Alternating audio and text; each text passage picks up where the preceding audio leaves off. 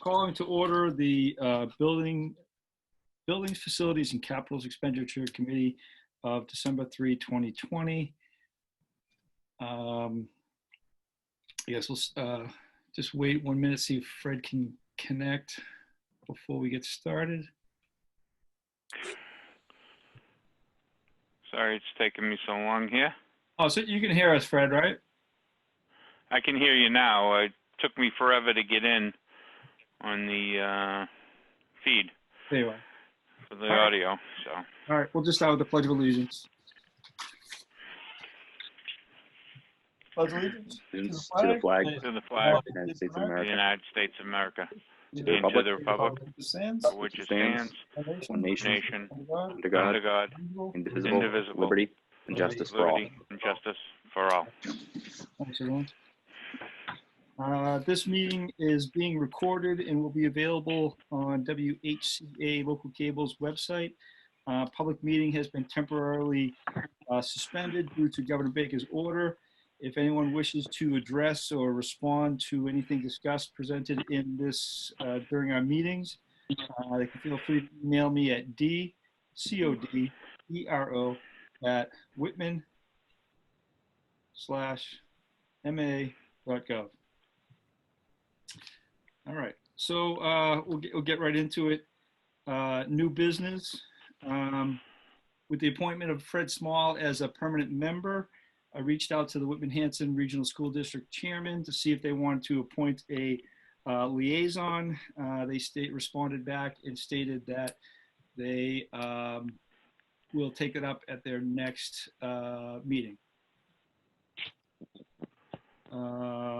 We have one open position, so if there's anybody out there who's would be interested in joining this committee, reach out to either me, the Board of Selectmen, or Mike Seeley, the town moderator.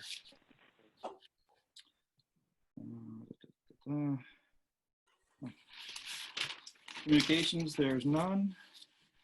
With new business, that brings us into the capital requests. So I sent all the emails that I have received. That is from DPW, Technology, Fire, Police, Water and Sewer, and the Whitman-Hanson Regional School District. DPW, their requests are totaling about $450,000, Technology approximately $26,000, Fire approximately $120,000, Police approximately $40,300, Water and Sewer, I'm going to call it $41,000. But they also have on their requests the DPW building, which has a price range, and the water sewer force main project, which has a price range from anywhere from $8 to $25 million. And my understanding is that's because there's a few different options that they have available to them, or may be available to them. Which affect the price. One other thing that I do know about that is that a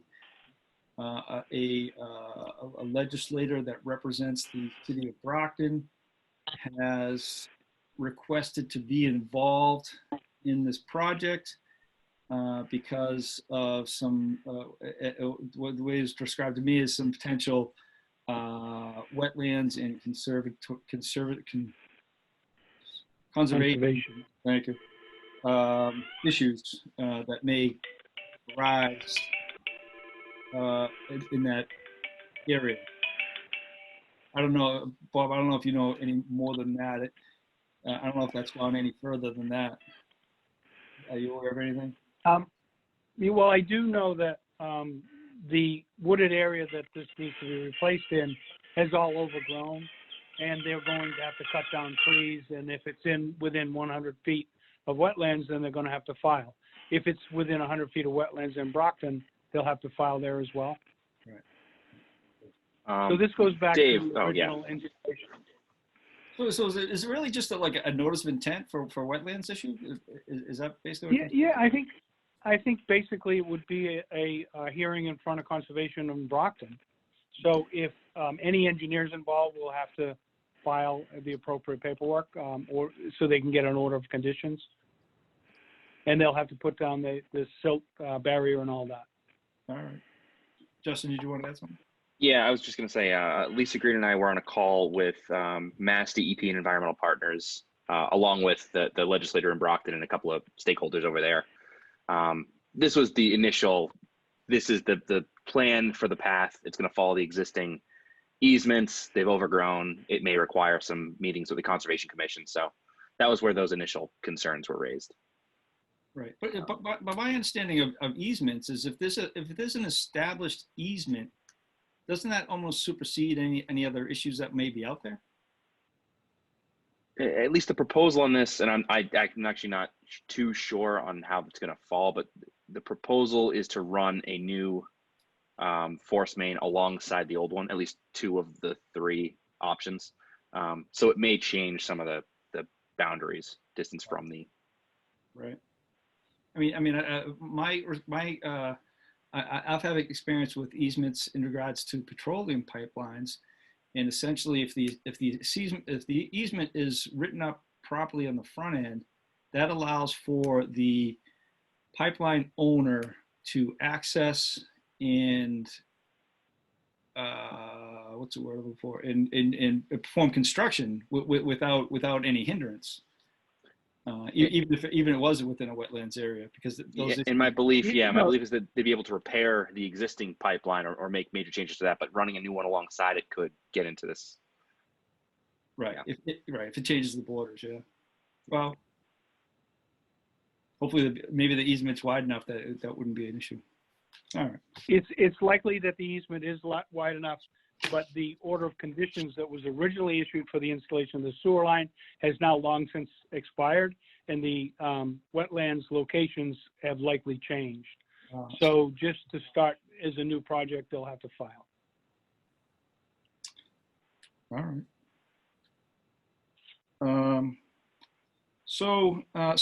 If you guys have if everyone in this committee has taken a look at those emails, you saw that you can see the responses that we've gotten back from the department heads. I anticipated this process to be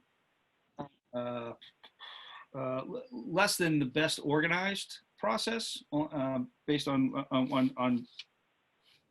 my experience so far. So my intent was to request the department heads to provide, additional information that would help us, in the request in an effort to have a basic understanding, then to develop, the formal process sometime in the future, something that we discussed during our last meeting. I think that should be a goal of ours. We're not too far away, but what I didn't want to do is to overwhelm the department heads with a complete 180 of the way things are done and be so regimented. Now I'm thinking maybe I should have, because I don't think the way the information is commanded is in the best format from some of the department heads. Not a big issue, but we'll get past that at some point. Does anybody want to make any comments on what we've received so far?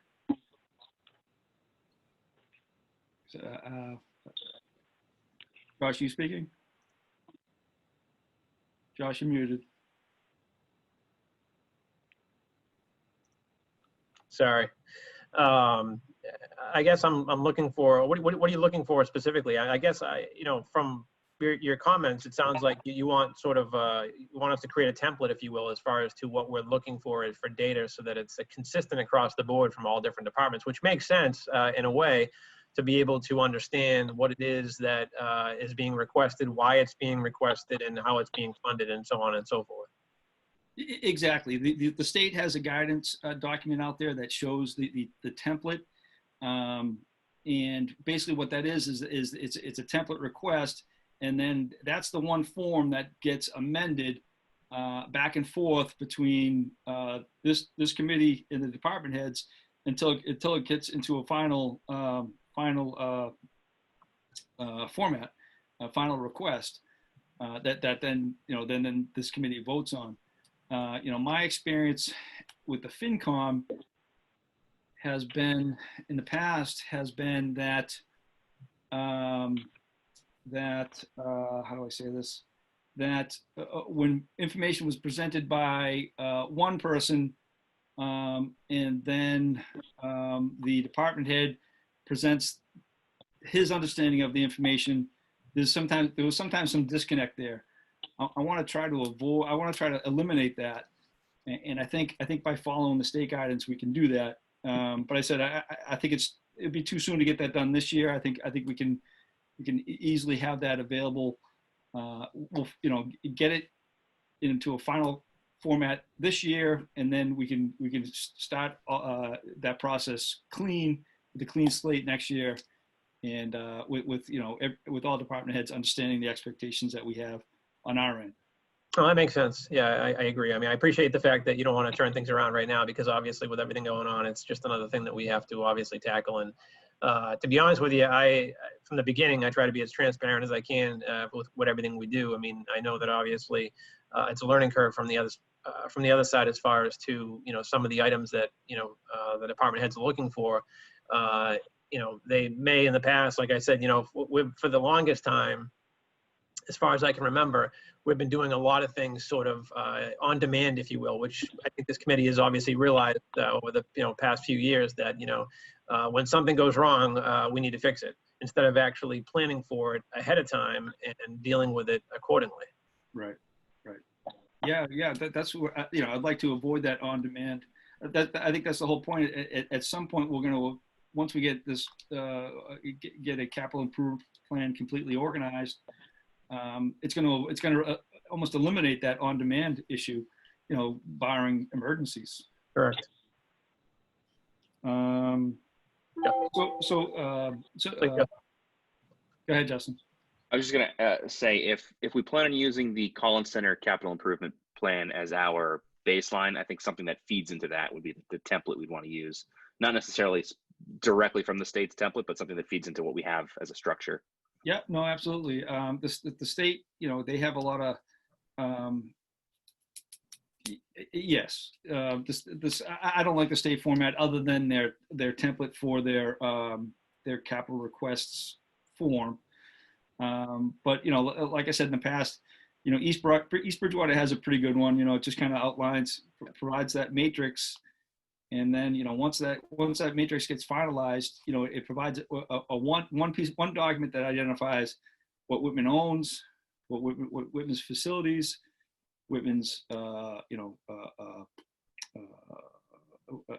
say equipment and vehicles.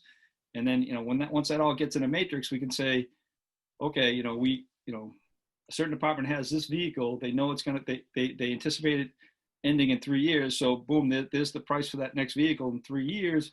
We can anticipate, and once that matrix is all out, if we're looking at a specific year, we can say we're anticipating X amount of dollars for capital requests, and there's no surprises. Yeah, I mean, it sounds like a good reporting tool that would come out of an asset management system, if you will, to be able to actually generate exactly what we have, when it needs to be replaced. And I know we continue to circle around this and talk about it all the time, but at the end of the day, we need to have a system in place that actually, allows us to see what we have and when it's due for, replacement and so on and so forth, to make our lives easier, all across the board. Yeah. I know I've spoken to people, to one person specifically who has a great idea in regards to obtaining the right, an asset management software. I don't know if it's appropriate for me to discuss it here, but he's got a good idea for maybe obtaining one, within the next year or two. Excuse me, David? Yeah. David, Fred Small got booted out. He's looking for somebody to let him in. He's in the waiting room. Oh, I don't know how to do that. Oh, it's only the actual host. I don't know if Eric is still there on the other side. If you can let him in. I think Eric took off. Because did he make you a host, David? How do I know that? No, it would say it in the participants window. No, it's only WHCA. So Eric. Ooh. uh, So gonna- we can't gonna- let him back in? I was gonna say I noticed he dropped off. I don't know if something happened over there, but He might. Hold on. Let me. Eric might just have his computer muted through the meeting. yeah, maybe just shoot him a message. Is that what you're doing? Yep. Yeah. I'll take a brief little break. Recess. But yeah, I mean, I'm more than happy to talk about, options and what we can do to, I mean, I know that there's, a couple of communities are using free open source software to, track the assets and stuff. And, I said, before when Frank and I talked about this, we can certainly spend money, if you will, to get software that does this stuff. But if we can do, use some free software that allows us to at least start something to track this stuff, I think it's well worthwhile, Yeah, absolutely.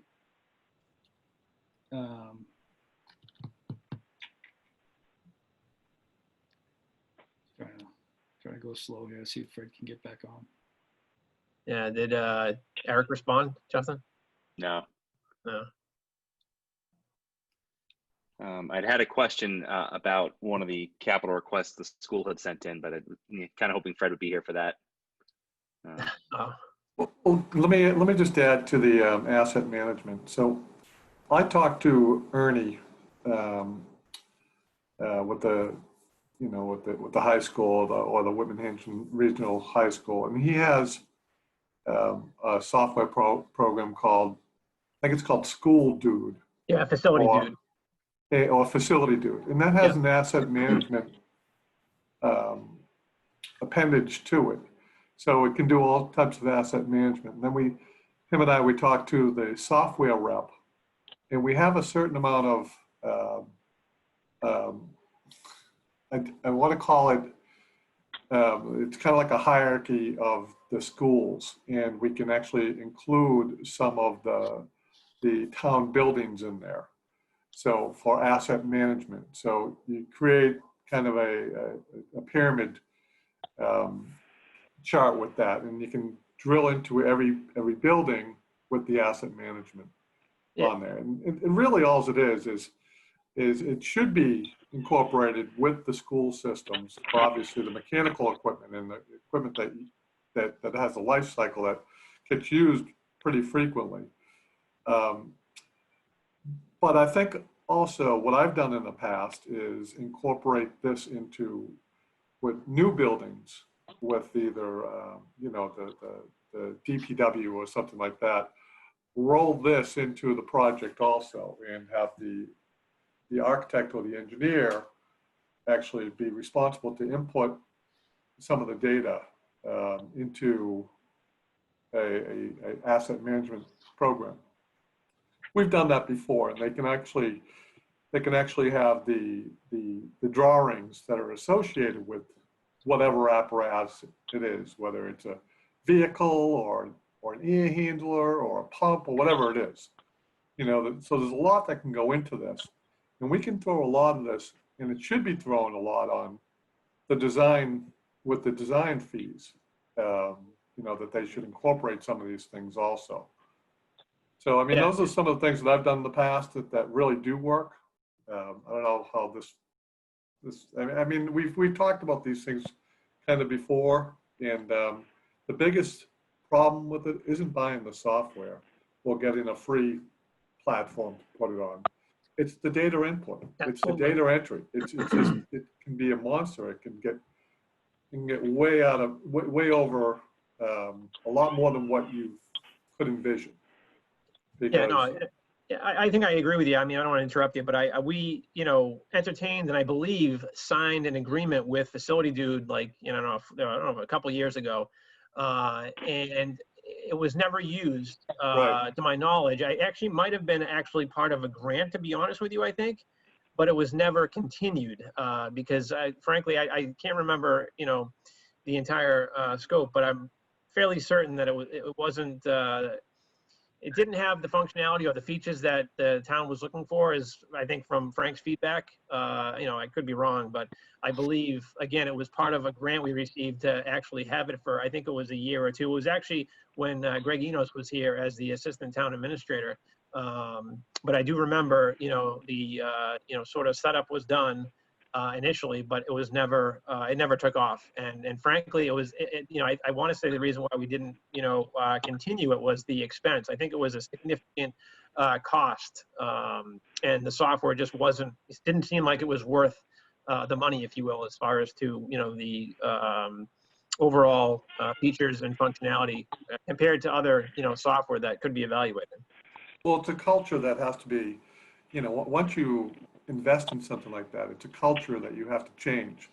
I think Ernie is using it for work orders, for hot and cold calls and remedial action type of things. Yep. But that's just one small portion of Facility Dude. It can do a lot more other things. And I think we purchased it and own it to do a lot more other things. At least I had a conversation with the software rep with Ernie. Boy, I'll tell you, probably when I first joined this committee, maybe actually 4 years ago. And I went around, met Ernie, and took me on a tour on all the buildings and kind of all the things that he has going on. And this was one of the hot topics that I kind of drilled into with him. But that was 4 years ago. I don't know if you could be right, Josh, as far as the software could have, expired, but I don't know. Yeah, I mean, they have a multitude of different, packages of software. It's Sure. called, I believe, Dude Solutions. So, I don't want to get carried away on this meeting here, but essentially, at the end of the day, they have software that's Facility Dude, School Dude, and a bunch of other stuff that they in fact do. Do I agree that we should be on one platform? I think we should be on one platform for not only asset management, but also financials and everything else. I mean, obviously, it would be much easier, I think, from the both towns' perspectives as well as the schools to be all on the same page, instead of having separate disparate systems where everything's undercover, if you will. Yeah. Dave? So what's the next step? Where do we go with this? Well, so the question, so in regards to what we're trying to accomplish, do we, there are so many, there's been so many reports out there between the Collins report, the Madden report, the survey, there's one other one out there. I can't think of what it is. There's 4 or 5 reports out there that we've done through grants and other means that have all this information generated, and people are talking about, all right, let's get all that information consolidated into one strategic plan. But also, I think what all that information in all those reports also could be part of a capital improvement plan that would also would be another report to go into the strategic plan. So all the information is out there. I think we just can't. I don't think it's appropriate just to keep talking about it. I think we need to maybe just get the information out there in some kind of format, and then if at some point the investment gets made to put it into some type of program that you guys are talking about, at least we'll have our component easily the information's there in one document and easily transferred into that. Yeah, I mean, I'm happy to set up evaluations if we want to, demo, software, if that's something that the committee wants to take a look at, and maybe 2 or 3 of us can get together and take a look at things and see if, in fact, we want to buy into something, or see again if there's, free software is enough to get us to do what we want to do. I mean, I agree that obviously trying to be on the same system, but then again, it's like if Facility Dude is not used to its fullest potential, is it worth the investment that we're going to make by only using, part of the software, because the other part is useless to us? You know what I mean? It's really going to have, we got to use it to its fullest potential, if you will, Yeah, Right. I think Don makes a good point in that if the town of Whitman is going to move forward with, if it ends up being a new building, that it would behoove us not the town not to start off correctly. and, Yep.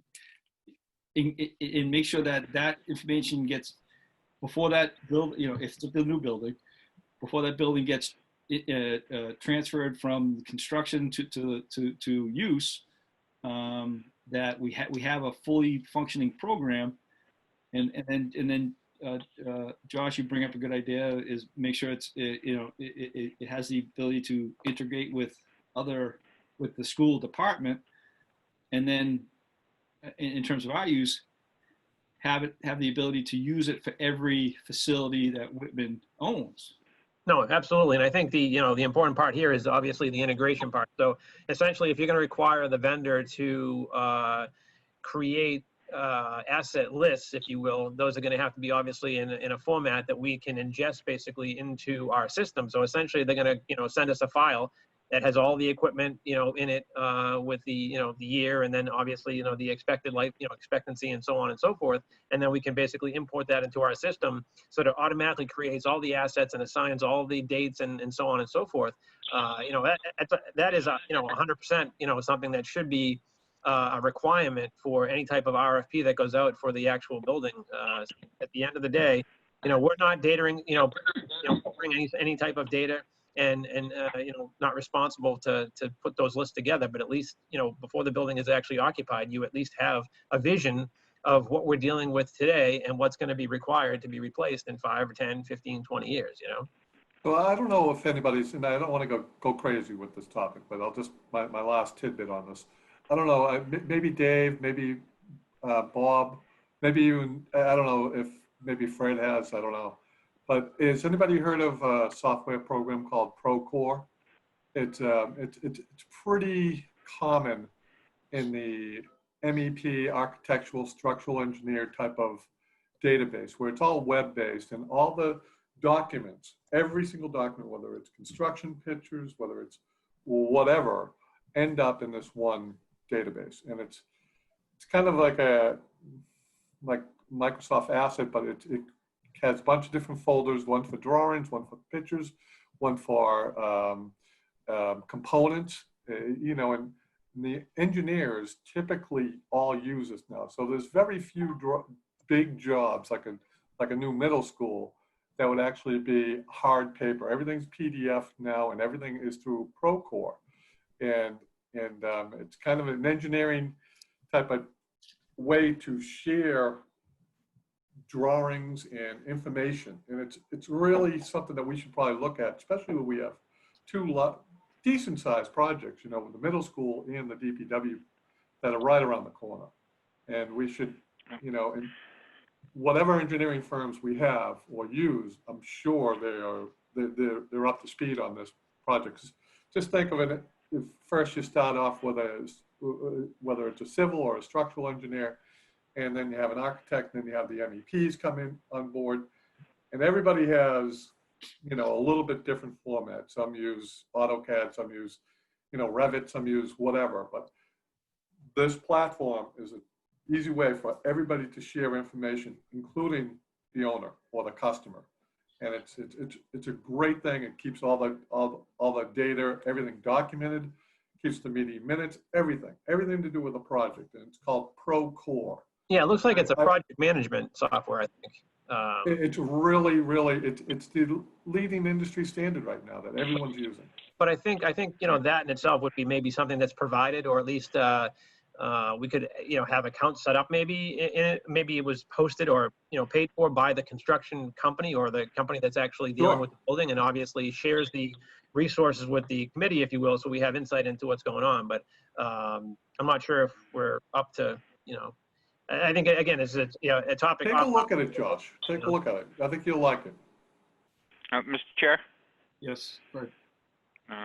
If I could comment, the school is using School Dude, and we're not using it to its fullest potential.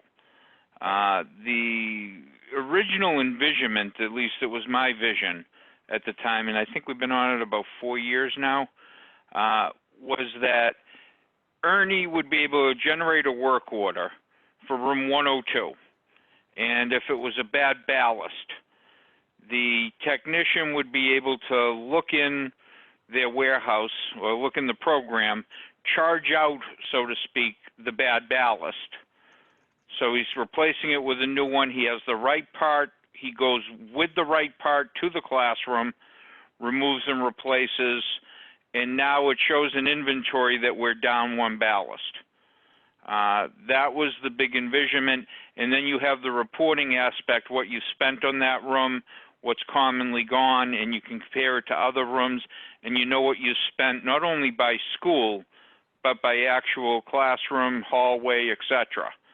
The big problem that I was told they have is the input, getting everything put into inventory. Now, they are using it to some of its capabilities, and I'd rather have Ernie speak exactly what he's exactly using it for. But, you know, it would be wonderful to see everything used to their fullest capabilities. Something like a new middle school, in any parts or anything that we're going to be inventorying, that's the best time when everything's fresh. You know, and I'm sure in today's world you could even barcode scan, for crying out loud. You get something in, you scan it, and it goes right into inventory. More efficient. What it is, Fred, it creates another employed position, because this is a dedicated full-time job for somebody to keep this database accurate. And you can't throw it on top of somebody else's daily duties. It will never be successful if that's our intent. If our intent is to use a true asset management program, we have to dedicate and create the resources to staff it also. So you think we need a full-time facility manager? Yeah, oh yeah. Yeah. Because, you know, I was the facility or stadium manager for the old Foxborough Stadium and opened up the new Gillette Stadium. And I was there for the first 5 years. And I'll tell you, you know, we went from Foxborough Stadium with aluminum benches to 70,000 individual fold-up chairs, individual seats, all the different concession stands. It was just so redundant, but the mass quantity of widgets, meaning pumps, filters, everything, ballast, lights, everything, you know, electrical panels that we had, and to input this and to create this database, it required a full-time person. That person is still there, just doing just that, controlling the workloads and controlling the asset management. It's going to need a dedicated person.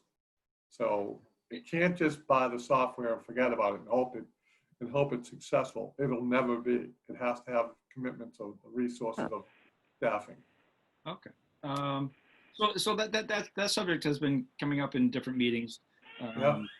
So I think we can end that conversation there, unless anybody else has anything else to add. No. But it definitely, we have to keep that in the back of our mind as we move forward, and you know, I'll leave it at that. All right. So, Fred, I don't know how much you heard, but you know, it was when you got kicked off. But I mentioned that you know, I asked specific information from the department heads, and it kind of came back in different formats, and we're hoping to get that finalized at some point. And I'm not sure if I finished my thought there. Was that I think at this point, oh no, I didn't. I asked the question if anybody had any comments in regards to the documentation we received so far.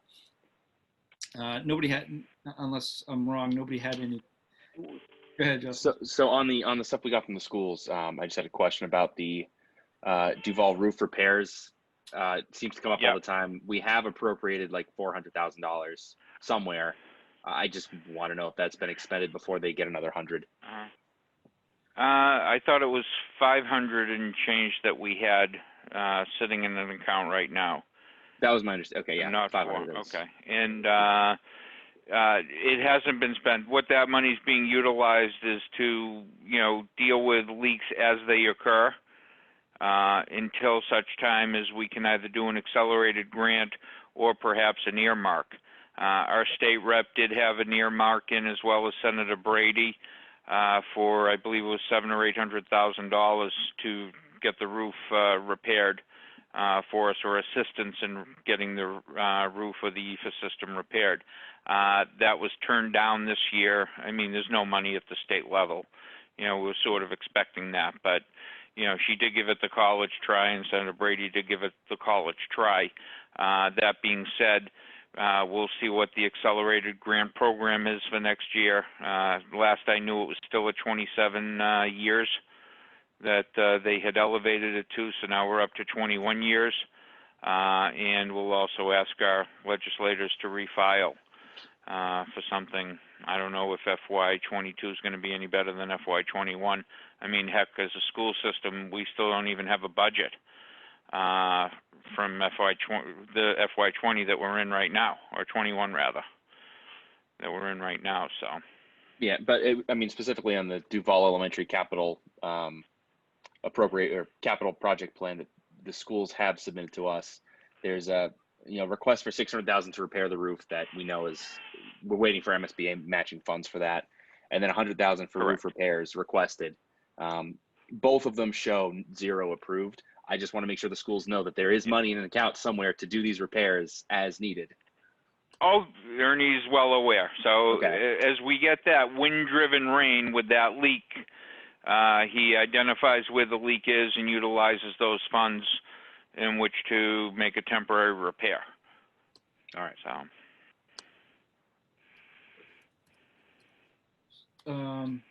All right. So based on the different formats that we received from the department heads, and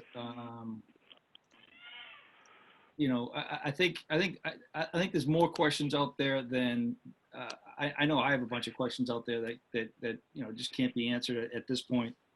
But I think maybe at this point the process would be to invite the department heads in to fully describe their requests, and we can ask any questions of them at that time.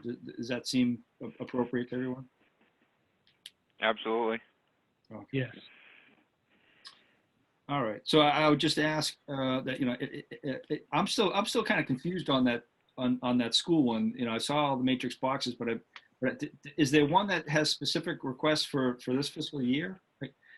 I went through supposedly they're in order, and we need Ernie to come in and sit down and go through everything, so to speak. I thought that there was there should be a file, annual Whitman Town Meeting, recommended capital project plan FY22, which shows the different schools and the different orders. So basically they identify the phone system in all the schools. They identify a fan, it's called BA fans, which would be installing fans in the gym and the cafeteria.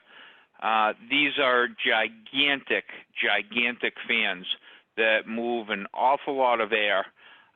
In today's environment, that provides good ventilation. I'm not sure if Ernie was also quoting, they carry a UV light on the top of them. So as the airfoil goes over it, it does kill viruses and germs, including COVID. So it cleanses the air at the same time. Something like Whitman Middle School electrical system upgrade, I can't see us spending money on that. That to me would be, senseless right now while we're doing our feasibility study. Absolutely. The Duval roof repairs is on there. Then they have network switches. What I don't see on there is the generators. So I don't even know if this is completely complete. And it's funny, I meant to try and go through this a little bit more accurately today, and did not have that opportunity. Unfortunately, the phone never stopped. No, I think the generators are on there. They're on the individual school plans. I know that. Yeah, no, on the all for plan. Instance, Yeah, the all schools, I want to say, has an emergency generator on Conley. I can see it anyways. really? All schools has I it, mean, but I'm the annual 2022 the annual does not Whitman, have it. yeah. does not have it. Okay, yeah, it's on the all schools one. I mean, I do see that. I mean, that Conley's was already appropriated though. We appropriated 8,000, I think. Well, what we did was we appropriated 160,000, split it up 80 and 80, because Yep. Ernie, if you recall, wanted to do one generator on a trailer. Yes. Yep. What he's running into is Conley, where the generator switch is going to take quite a bit of Electrical work. additional work. Yep. To get that done. Duval, he's run into some wetlands issues, as well as in both schools where the natural gas lines are, or at least at Duval. The cost of trenching a gas line, I guess, would be quite extensive to where the generator's supposed to be. So he's looking at getting a generator that would run on diesel and would come with a diesel tank. Talking with conservation, their concern is not as much of the tank leaking, but when you're filling the tank, any spillage. My idea for him in a quick conversation earlier today was if it's utilizing oil already, and I think that might have been at Duval, if it's using oil already there and not necessarily natural gas, why can't we pump, because diesel fuel and heating oil are the same thing. Why can't we use that and just tap a line to it? So he was going to do a little bit more research on that, so that might be a solution to their, filling problem, and So it also sounds- being able to have a pretty good tank. Sounds like the project scope wasn't really complete, I guess, before the request was made. Well, that's we understood. changed the project scope. Yeah. We changed it from being portable on a trailer to, doing two stationaries.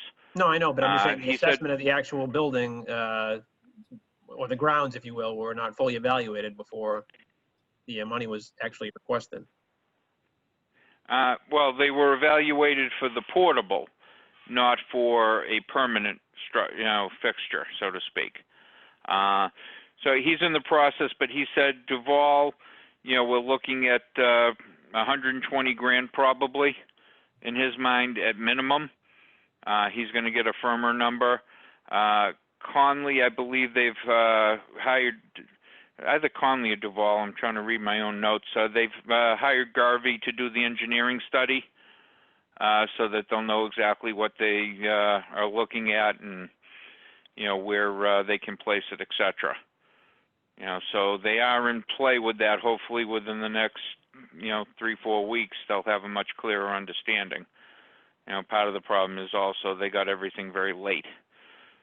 From town meeting wasn't done until the end of July, so. So with all the requests that we have in now, doing the math real quick, that it brings all in assuming that they're complete. I don't think they're 100% complete, but just taking everything at face value right now, taking the DPW building out and the water sewer force main project out, thinking of those as their own entity. I was just doing the math real quick, and then the capital requests are up are around $1.15 million, which brings us right in that range of what Madden recommended for annual capital projects for the town of Whitman. So I mean, I find that to be a silver lining through all this right now, is that it seems like we're in terms of financially, we're right in the ballpark of where we should be for requests. Are we able to spend that money in a COVID year? Well, that's the big question, right? Or any year for that matter. Oh. So I don't know what the receipts are. Right. So does anybody have any other questions on current fiscal year 2022 capital requests? All right. So we'll move on to that.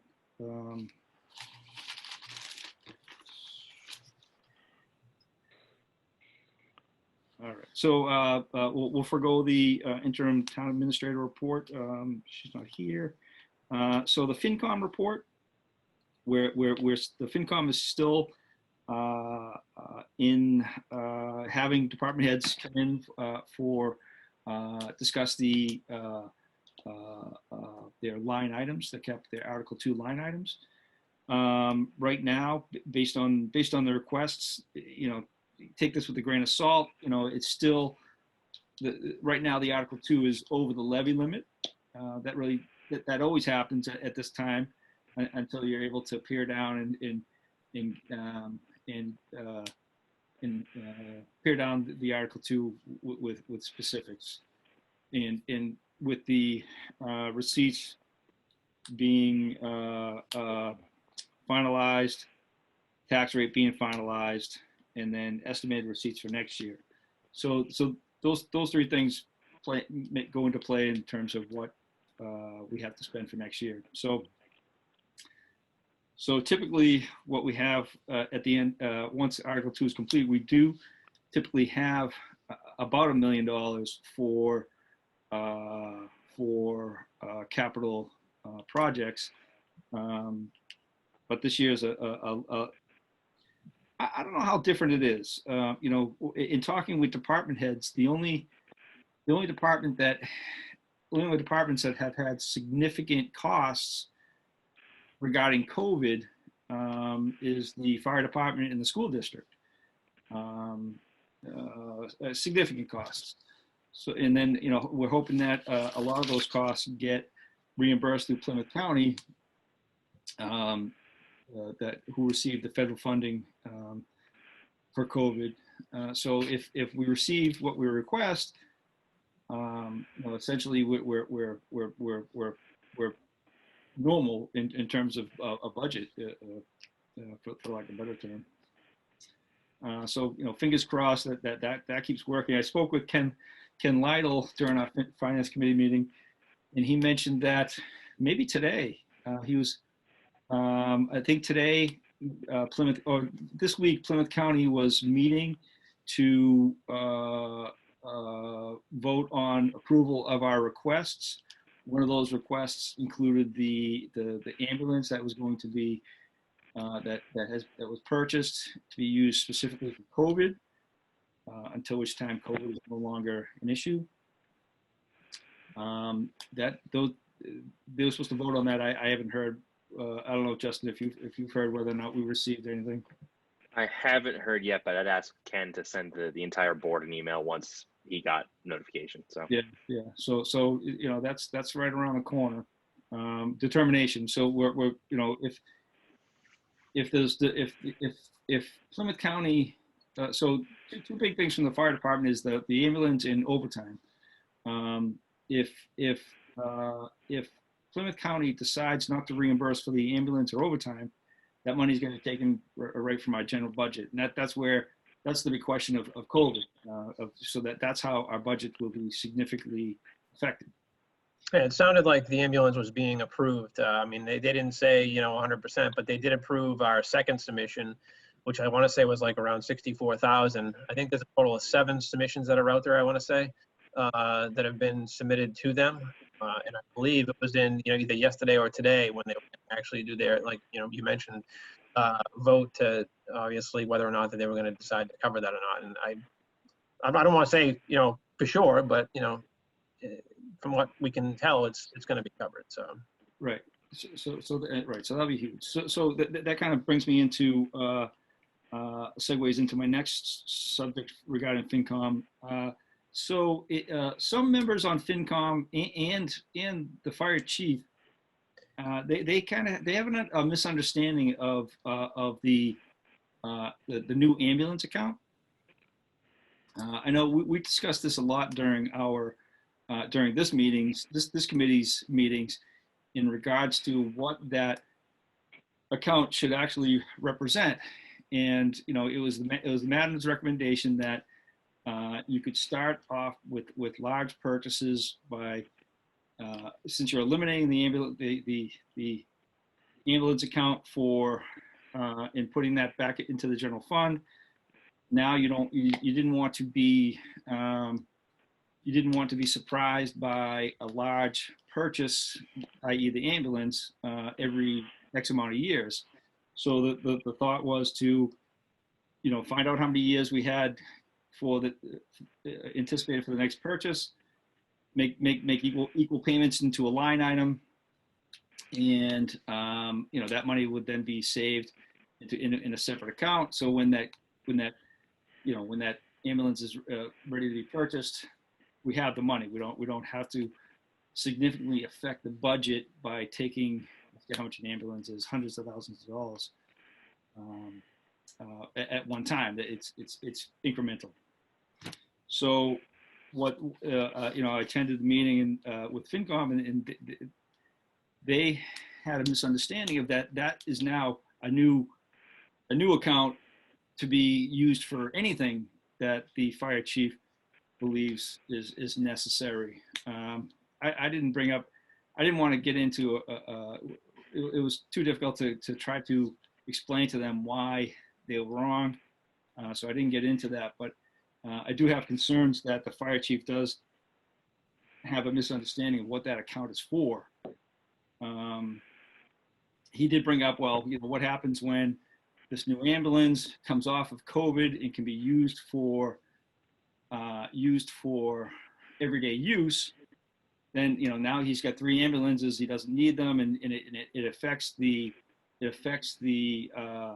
matrix of the incremental payments. Basically there'll be too much in that account. So why not draw from that account?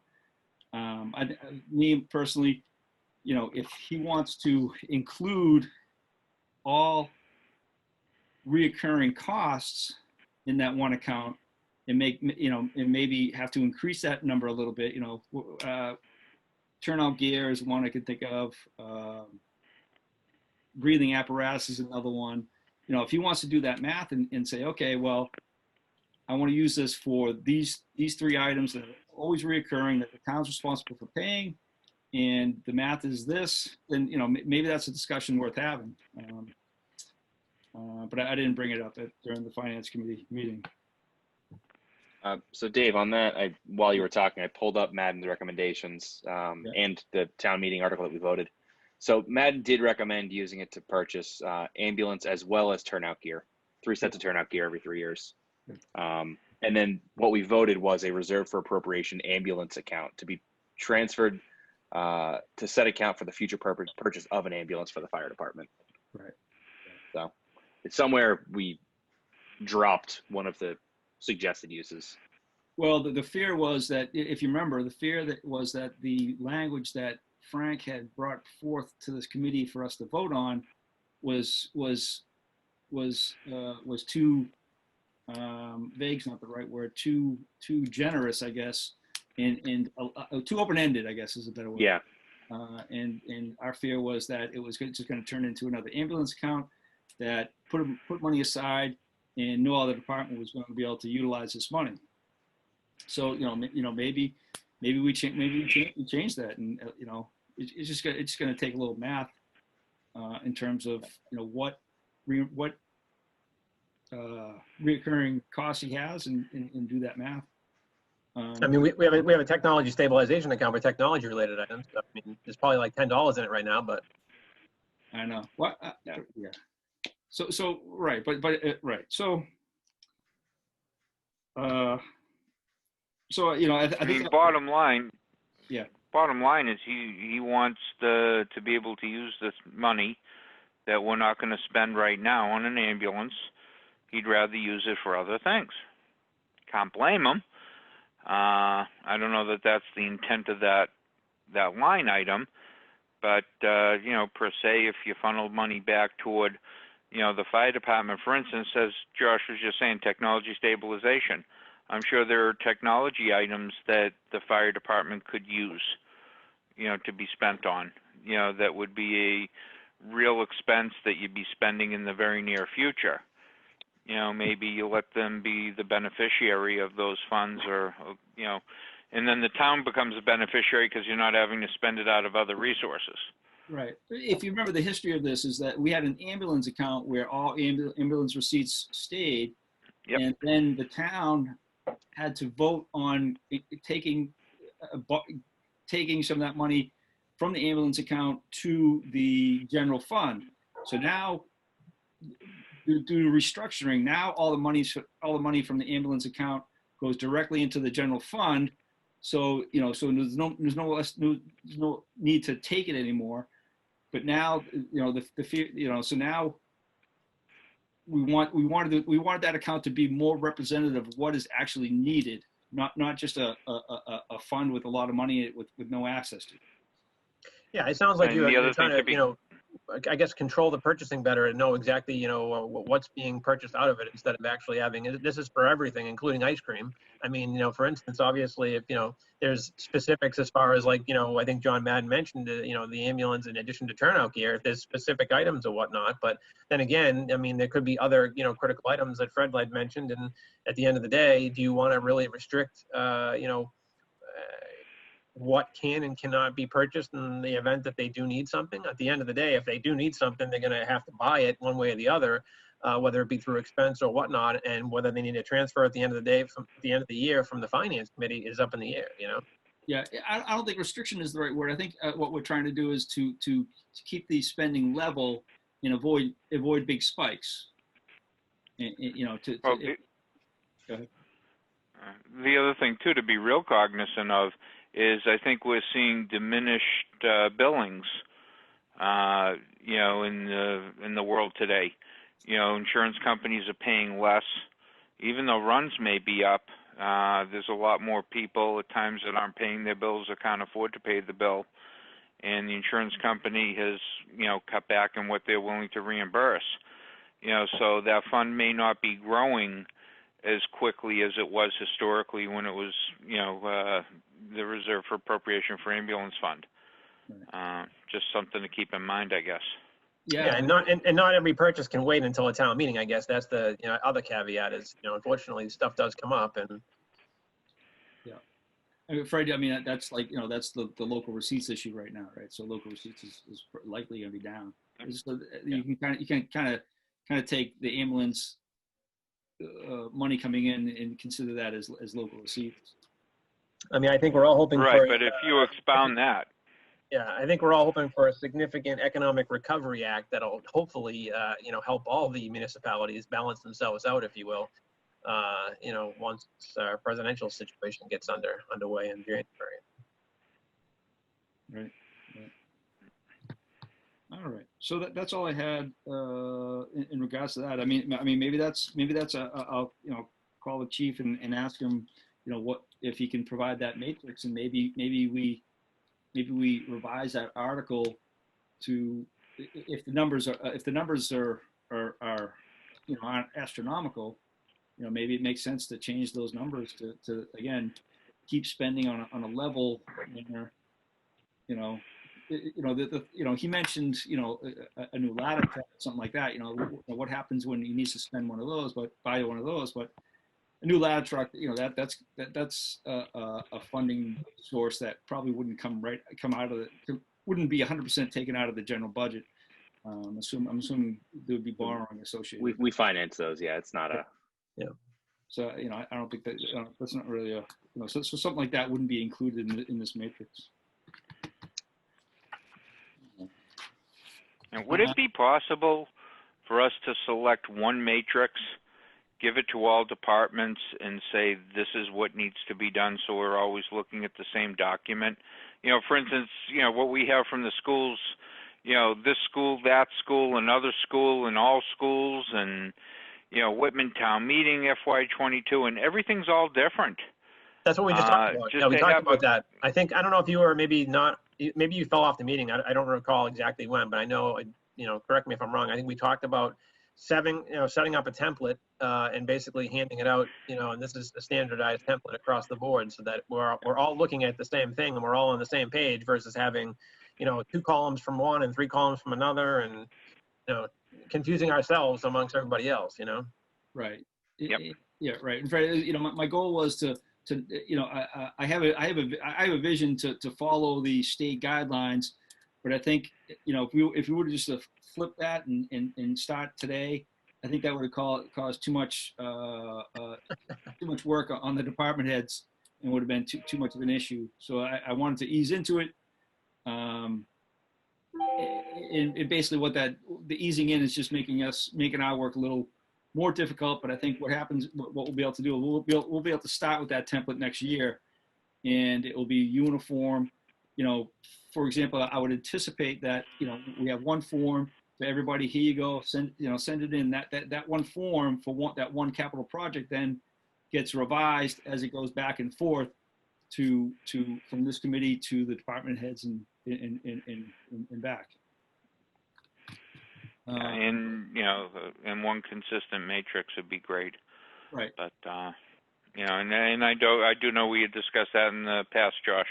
I just wanted to reiterate it because this is just we're on all the over the confusing place. And side. I think we realized that, I think what Dave was trying to do is essentially come up with a consensus as to how we're going to proceed. And, some other towns are doing it differently. They have X, Y, and Z. Well, I mean, maybe it's best we obviously look at a couple of different avenues, and maybe the software itself has some, fields that we want to incorporate into an overall template too, True. Or if I'm not mistaken, wasn't the Collins Center, didn't they give us some sort of matrix, with a point-based system, for us to be able to decide, how many points you weigh in on, scoring various chart. projects, and then we can reshuffle them, so to speak. Maybe that's good for us and not good for the individual departments, but, then again, it might be good for the individual departments to put their own weights on, and submit something like that as to what their priorities are too. Yeah. Well, I think before once these are complete and we present the information, before we present the information to the finance committee, I think we would need to put our own thought on our prioritization of articles. That way, that way the finance committee can, depending on what finances are available, make their recommendations. Yeah, in the past, I think I'm we tried to do that, but sorry, go ahead. No, I'm just disappointed, like the schools, I don't see anything here about vehicles. I mean, we use the vehicles to plow, and the newest vehicles are 2012s, I believe, or 2013s. And those are the two newest ones. Never mind anything else. So I'm disappointed that those aren't on there, as far as matrix goes. Yeah, and in the past, I think we tried to, or I think at least this committee has actually voted on certain items. And to my knowledge, I want to say we've voted no in a couple of cases on things. And meanwhile, the finance committee approves them and they move forward with it. So at the end of the day, I guess we want to make sure we're all in agreement, if you will. And, obviously, if there's a disagreement, we can certainly discuss that. But the finance committee should be talking to the capital committee, if you will, if in fact there is a concern, Yeah, we as part of our mission, it does state that we should meet with the finance committee at some point prior to them voting on the articles. Mm-hmm. They like to meet every week, so. I'm not sure they like to meet every week, but Right. It's scheduled every week. Let's put it that way.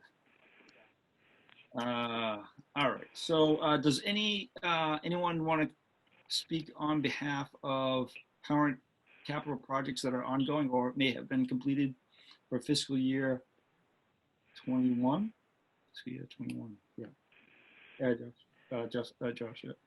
yeah. So as of today, the voice recorder project that we had set up is actually partially completed. The new recorder was installed today at the police station.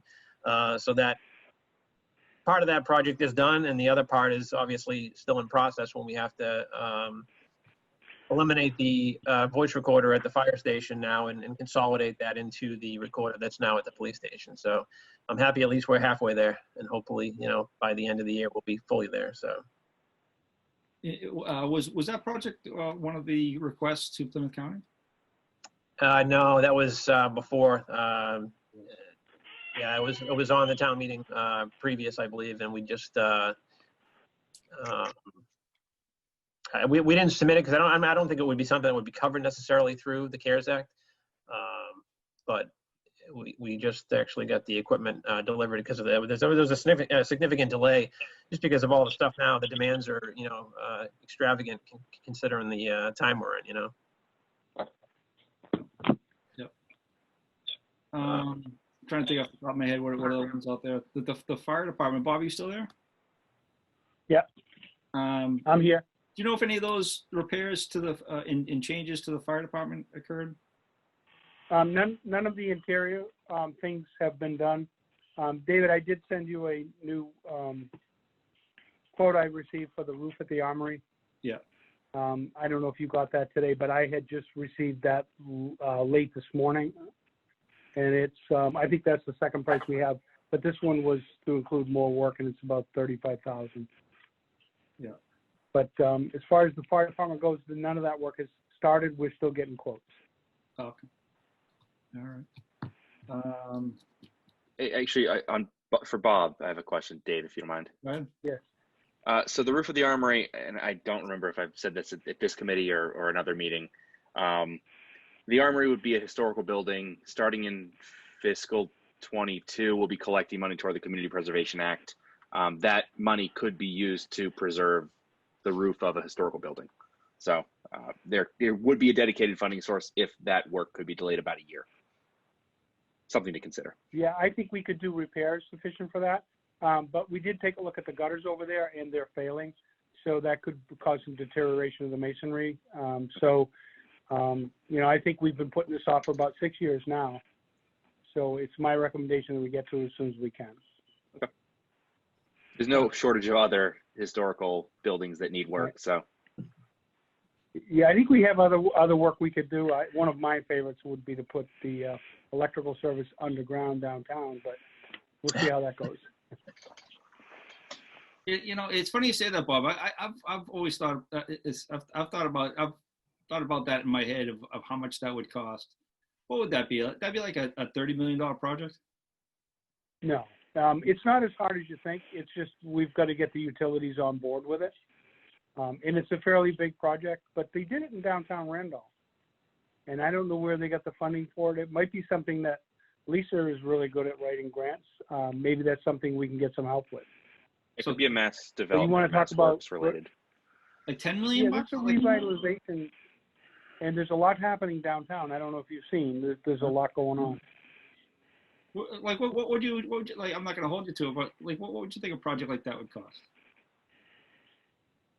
My guesses would be maybe 6 or 7 million. That's it? Yeah. Huh. The big thing is you're going to have to involve getting inside the other building, all the buildings once you get it underground. So it's not all that difficult, but it would involve new sidewalks when you're done and all that. Or we could do it in the street, but either way, you'd have to be cutting through sidewalks. Right. Do those buildings have basements? I'm sorry? Do those buildings have basements? Some of them do and some of them don't. Some of them have crawl spaces, but I would say all the ones on the Jenkins block have basements. The bank has a basement, so yeah, 3/4 of them have basements. You eliminate the poles, you have no way to hang cameras. I know. I think that would really beautify downtown, and there's some projects going on right now. Steve Egan's got a building with 24 units. Across the street is going to be torn down, the McGrath House, and Annie's Clean Critters. So there's a lot of things going on. At 30 Temple Street is going to be mixed use, 8 apartments and commercial on the first floor. Where's that? Next to Collins? You know where the old Roy's Collision used to be, near the fire station? Yeah. It's an empty lot now. There was a fire there. Well, somebody had bought that. Well, had planned on building a mixed-use overlay district protected building there, but I think there was some site issues with contamination. But I believe it's all cleaned up now. Yeah. That's one of those lots is a MCP site. I don't know if it's close or not. Yeah, it might be the old Dell's. I think Dell's old service station there, and it has some activity use limitations that exist on it now. Interesting. It's a busy town. All right. Anybody else have any other projects out there that for 2021 that they want to speak on? I know the middle school project we would schedule to meet December 7th. That's been postponed. I don't know the exact date of when it's postponed to, but things are moving slowly there, but they're moving.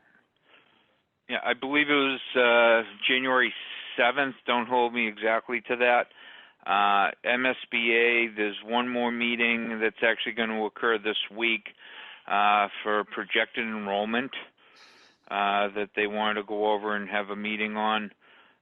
So at least that'll be a little bit more to discuss, because right now there's nothing compared to our last meeting to discuss, so to speak. So, at least we'll have something else and maybe be able to move forward at that point in time with getting an RFP put together and a project manager and, start going on it, so to speak.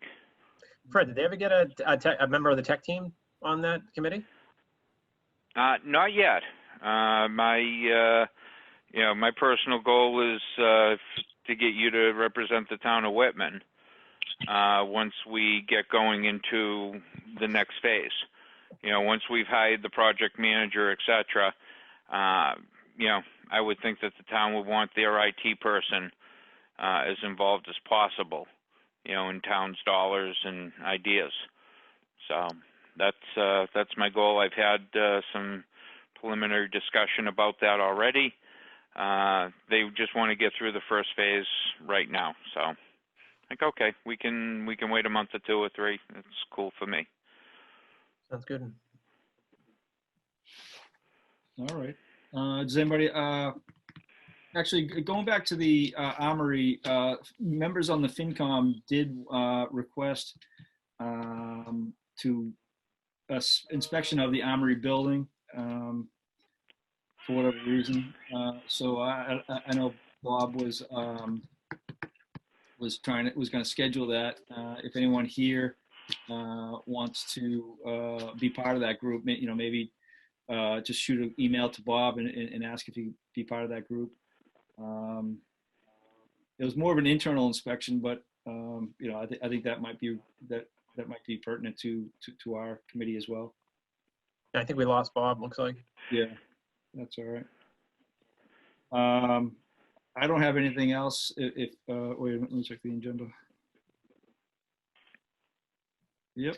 Anybody else want to add anything to today's meeting?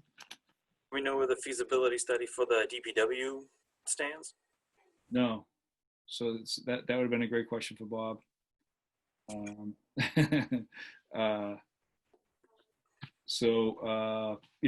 shoot an email to Bob, let him know that's the question that we have, and he can. Our next meeting is scheduled for the 17th.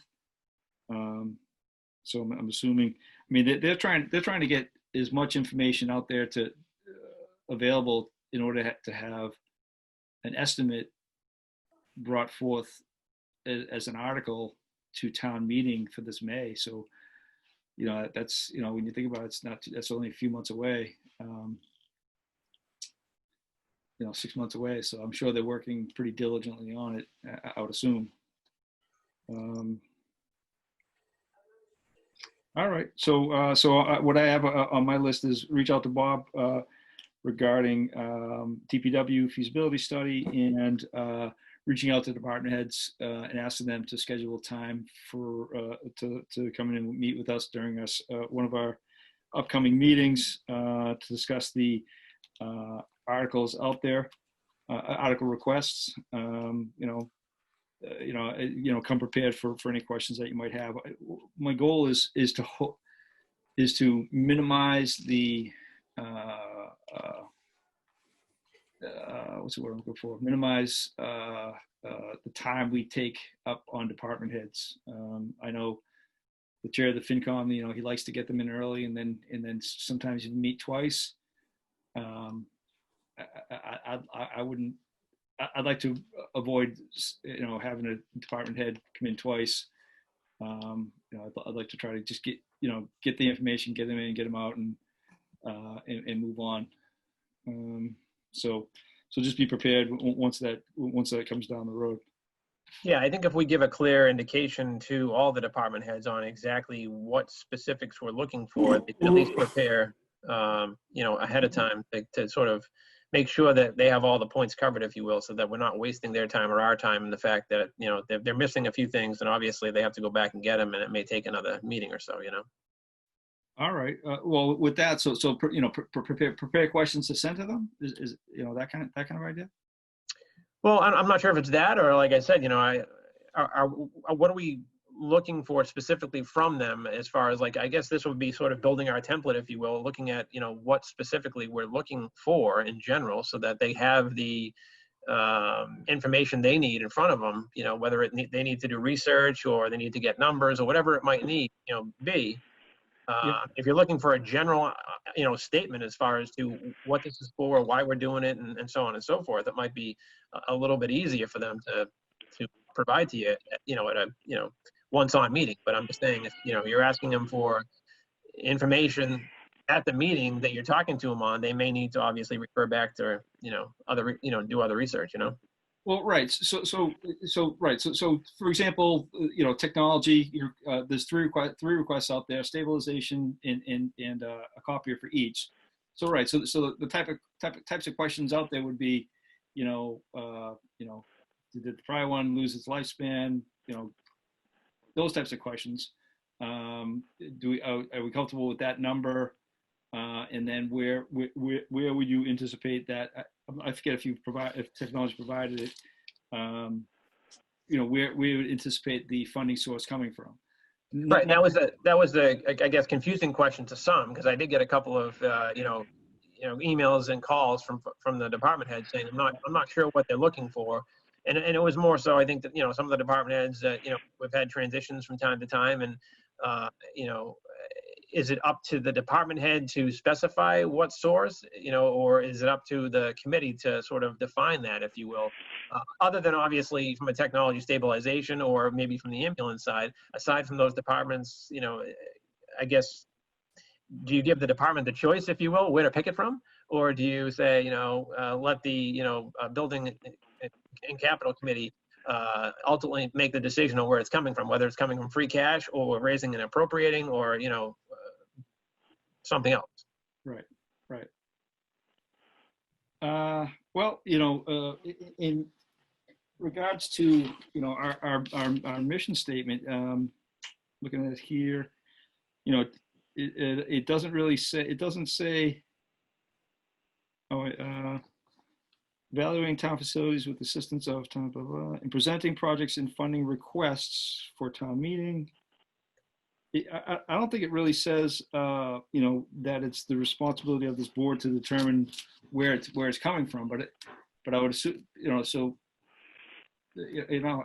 That's a good question. I don't know. Well, give them the opportunity, I guess. Obviously, if, give them at least a generalized choices as far as to raise and appropriate, free cash, or other, if you will. And then obviously other can be, I'm assuming, some account according to, their budget or their knowledge according to what needs to be done. Right, and that's on that form that I keep referring to, the state guidance form. It has that thing. There's a lot of information on that state guidance form that's not. I find it a little cumbersome, so I was thinking about redoing it. But is there another form? You mentioned East Bridgewater. Is there another form that we could start with that would give us, initial guidance? Well, I don't know if I've seen East Bridgewater's capital improvement plan, but I'm not sure if I've seen. Yeah, maybe I have to go back into it to see if I don't have it readily available. To see if their capital improvement plan includes a copy of what their capital request form was. I'll look into that, but I'll shoot everybody a copy of the state form, and then maybe I'll put together a template, and then we can add, subtract, and formalize that next meeting, and then it may help us with our questions for when the department heads come in. Mr. Chair, Yes. can I just throw one thing out for consideration? Absolutely. Perhaps just add in parentheses under, where it comes from. if known or specifically desired, in parentheses. So in other words, leave it blank if you want. If you have a strong opinion of, you know, where the money is, put it down, you know. That way it gives them the option, but they know it's okay to leave it blank.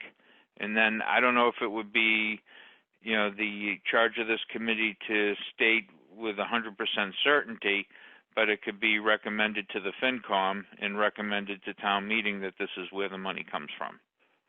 Yeah, well, it would have to, at some point, a funding source would have to be determined before it goes to town meeting.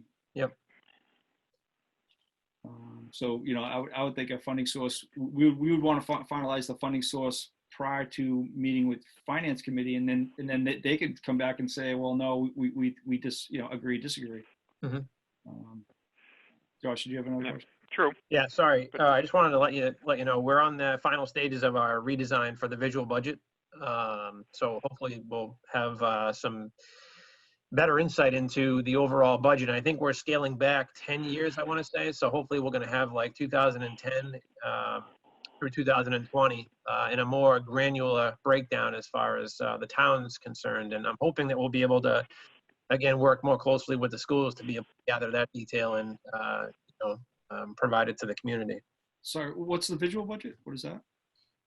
Visual budget website. If you go to the town's website now, the version, the initial version we had that was designed or developed years ago, I want to say, is on the actual. There's a link on the website. It's whitmanvisualbudget.org. I want to say is the direct URL, but basically a visual representation of the town's budget and breakdowns of different areas. And we're trying to we're going to, again, the next version that's going to allow us to expand a little further and get more granular with the actual line items to be able to showcase, if you will, and make the budget easier to understand to the average citizen, if you will, the taxpayer. I know one issue when I go back and look at past budgets is, what was, is the version of the Article 2 a requested version, or what was approved during town meeting version? Are you addressing that issue? Yeah, I think what they're going to end up doing is essentially whatever, like if you can go to the actual website on your computer, like I said, visualbudget.org, you basically enter the amount of money you pay for taxes, and it actually carves out how that money is actually, where that money's coming from, as far as like, how much is appropriated to the schools, how much is appropriated to fire, police, and so on and so forth.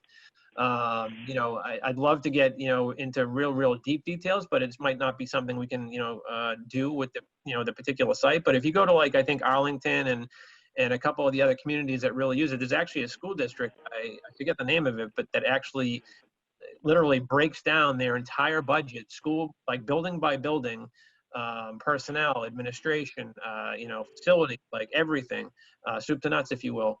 So the community has, more information and more informed. As obviously you need an override. Well, we can see you need an override. You know what I mean? It's relevant. Whereas obviously if, we're requesting an override and we can't, visualize it, if you will, it's hard for the average, taxpayer to say, what do you mean? What's going on? Like, can you show me? And it's, yeah, we can obviously present it at town meeting and stuff, but not everybody goes to town meeting.